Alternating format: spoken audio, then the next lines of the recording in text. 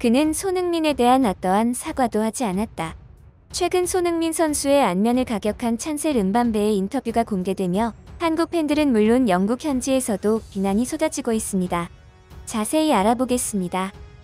지난 2일 열린 챔피언스리그 조별리그 D조 최종전에서 토트넘과 마르세유가 격돌했습니다.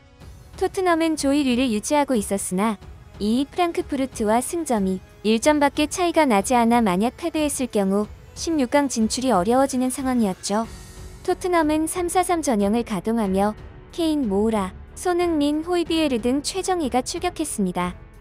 하지만 토트넘은 전반 추가 시간 코너킥 상황에서 찬셀 음벤바에게 기습적인 헤더골을 내주며 1-0으로 끌려가게 되었습니다.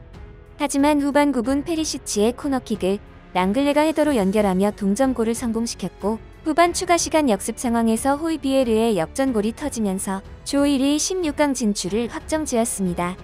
토트넘의 숙소 근처에서 야간 소음을 일으키는 비신사적인 일을 저지른 마르세유 팬들에게 통쾌한 복수를 선사한 것인데요. 하지만 경기 결과는 토트넘의 2-1 승리였지만 토트넘에게 승리보다 뼈아픈 악재가 있었습니다. 바로 토트넘의 핵심 공격수 손흥민 선수의 부상이었습니다.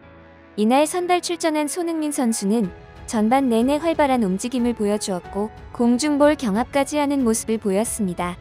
하지만 전반 23분 하프라인 근처에서 공중볼 경합 도중 찬셀 음벤바의 어깨에 안면을 강타당했는데요.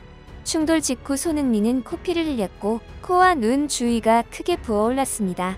뇌진탕까지 우려되는 상황에서 6분 뒤 이브 비수마와 교체되었습니다. 다행히 경기 직후 라커룸에서 동료들과 함께 16강 진출을 축하하는 사진이 공개되었는데요.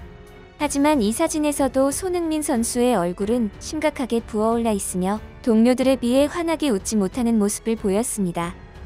이번 부상이 뼈아픈 것은 3주 뒤에 있을 카타르 월드컵 때문인데 안면 골절 시 최소 한 달은 쉬어야 한다는 의견도 나오는 가운데 손흥민 선수의 월드컵 출전이 불투명해진 상황입니다.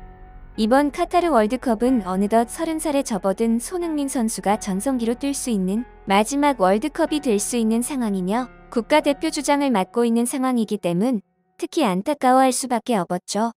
하지만 손흥민 선수의 안면을 가격한 찬셀 음벤바는 경기 직후 인터뷰에서 손흥민 선수에 관한 이야기는 언급조차 하지 않아 팬들의 비난이 거세지고 있습니다. 심지어 인터뷰에서 1-1로 비기면 우리가 3위가 될 수 있다는 것을 벤치에서 알려주지 않아 우리 팀이 최하위가 되었다 라고 말하며 오히려 짜증을 내는 모습을 보였습니다.